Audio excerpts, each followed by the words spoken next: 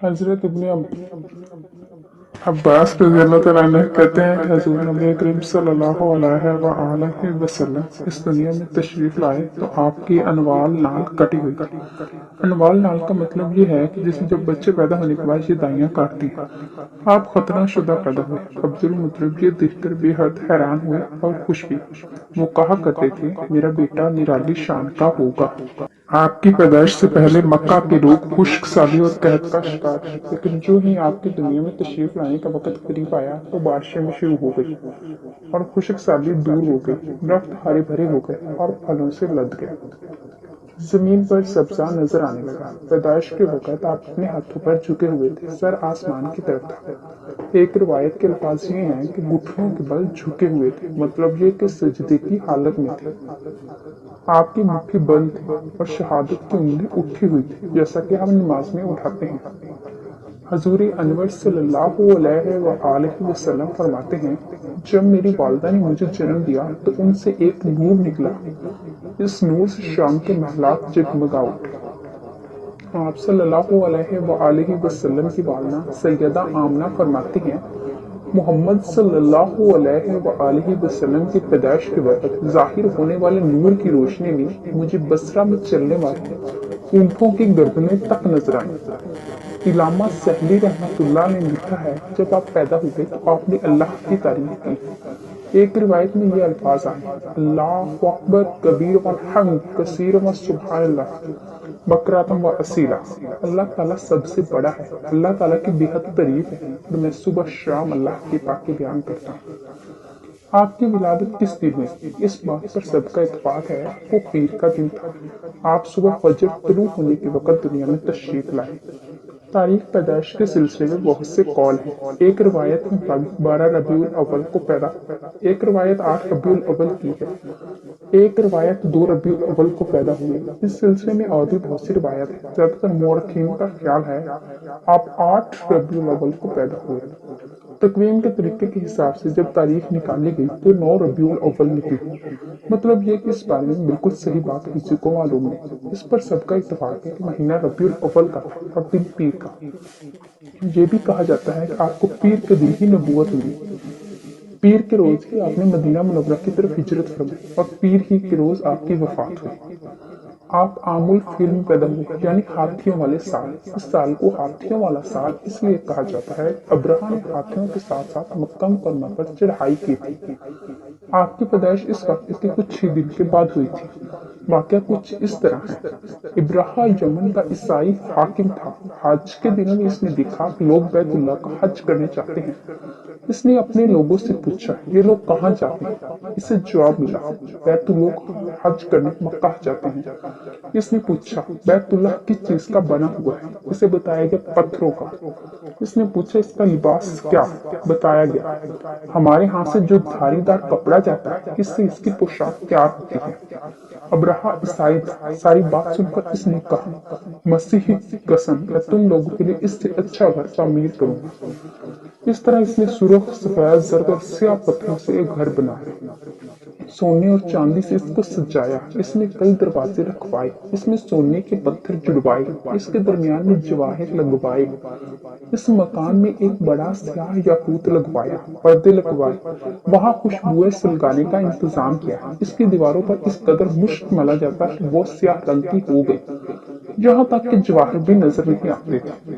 फिर लोगों से कहा, अब तुम्हें बैतुल्लाह का हज करने के लिए मक्का जाने की जरूरत नहीं रही। मैंने यही तुम्हारे लिए बैतुल्लाह बनवा दिया है, लिहाजा अब तुम इसका तवाफ करो। इसी तरह कुछ कबाइल कई साल तक इसका हज करते रहे, इसमें एतकाफ करते रहे। हज वाले मुनासिक भी यही अदा करते रहे। अरब के एक शख्स नफील हाशमी से ये बात बर्दाश्त न हो सकी। वो इस मसनूई खाना काबा के खिलाफ दिल ही दिल में उड़ता रहा। आखिर इसने दिल में ठान ली कि वो अब्राहा इस इमारत को गड्ढा करके छोड़ेगा। फिर एक रात इसने चोरी छुपे बहुत सी गंदगी इसमें डाल दी। अब्राहा को मालूम हुआ तो सख्त खतरनाक हुआ। कहने लगा, यह कार्रवाई किसी अरब ने अपने काबा के लिए की है। मैं इसे ढा दूंगा, इसका एक एक पत्थर तोड़ दूंगा। इसने शाम हबशा को ये तफसीलात लिख दी, इससे दरख्वास्त की वो अपना हाथी भेज दे। इस हाथी का नाम महमूद था। ये इस कदर बड़ा था, इतना बड़ा हाथी रुए जमीन पर देखने में नहीं आया था। जब हाथी इसके पास पहुंच गया तो वो अपना फौज लेकर निकला और मक्का का रुख किया। ये लश्कर जब मक्का के कुर्ब जवार में पहुंचा तो अब्राह ने फौज को हुक्म दिया, इन लोगों के जानवर लूट लिए जाए। इसके हुक्म पर फौजियों ने जानवर पकड़ लिया। इनमें अब्दुल मुतलिब के ऊंट भी थे।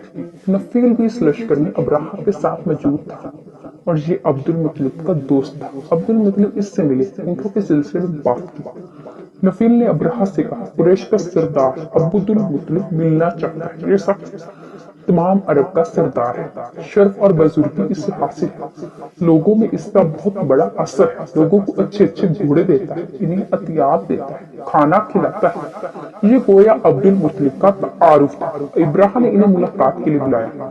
अब्राह ने इनसे पूछा, बताइए आप क्या चाहते हैं? उन्होंने जवाब दिया, मैं चाहता हूँ मेरे ऊंट मुझे वापस मिल जाए। इनकी बात सुनकर अब्राह बहुत हैरान हुआ।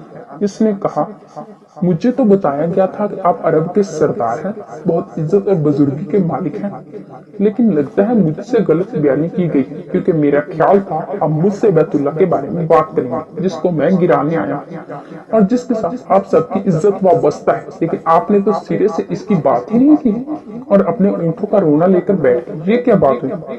इसकी बात सुनकर अब्दुल मुतलिब बोले, आप मेरे ऊंट मुझे वापस दे दें, बैतुल्लाह के साथ जो चाहें करें। इसलिए इस घर का एक परवरदिगार है, वो खुद ही इसकी हिफाजत करेगा, मुझे इसके लिए फिक्रमंद होने की जरूरत नहीं।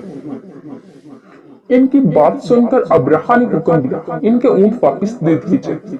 जब इन्हें इनके ऊंट वापस मिल गए तो उन्होंने इनके सीनों पर चमड़े चढ़ा दिए, इन पर निशान लगा दिए, इन्हें कुर्बानी के लिए वक़्फ़ करके हरम में छोड़ दिया, ताकि फिर कोई इन्हें पकड़ ले तो हरम का परवरदिगार इस पर गज़बनाक हो। फिर अब्दुल मुतलिब हीरा पहाड़ पर चढ़ गए। इनके साथ इनके कुछ दोस्त थे। उन्होंने अल्लाह से दरख्वास्त की, अल्लाह, इंसान अपने सामान की हिफाजत करता है, तू अपने सामान की हिफाजत कर। इधर से अब्राह अपना लश्कर लेकर आगे बढ़ा। वो खुद हाथी पर सवार लश्कर के दरमियान मौजूद था। ऐसे में इसके हाथी ने आगे बढ़ने से इनकार कर दिया। वो जमीन पर बैठ गया। हाथी बानों ने इसे उठाने की कोशिश की, लेकिन वो ना उठा। उन्होंने इसके सर पर ज़रबे लगाए, आंकस चिबुक, मगर वो खड़ा ना हुआ। कुछ सोचकर उसने इसका रुख यमन की तरफ किया तो वो फौरन इस तरफ चलने लगा। इसका रुख फिर मक्का की तरफ गया तो फिर रुक गया।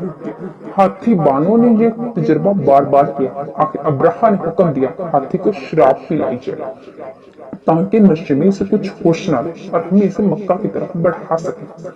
चुनाचे इसे शराब पिलाई गई, लेकिन इस पर भी इसका असर न हुआ।